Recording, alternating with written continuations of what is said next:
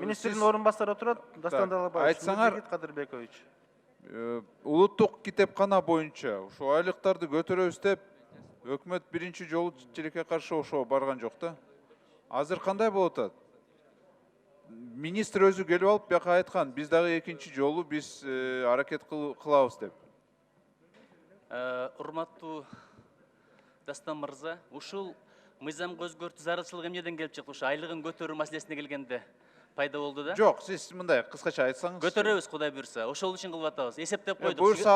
Буйрса бүт барыбыз айтабыз, Кудай буйрса. Бирок айтсаңар, азыр иштер болот атабы, аракеттер болот атабы? Болуп атат, эсептеп койдук, 20 миллиондай акча керек болот экен бир жылга. Аха, так, качан болот ошол? Биз негизинен баштадык ишти. Кудай буйрса, ушул жылдын аягына чейин аракет кылабыз. Жок, согласованияга жибердиңерби? Согласованияга жиберилекпиз, анткени бул мыйзам туруп атпайбы? Ушул мыйзам өзгөрүү киргенден кийин андан кийин гана жөнөтөбүз.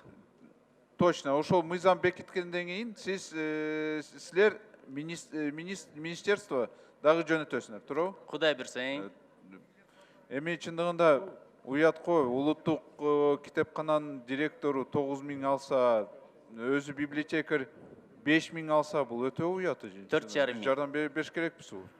Рахмат. Рахмат.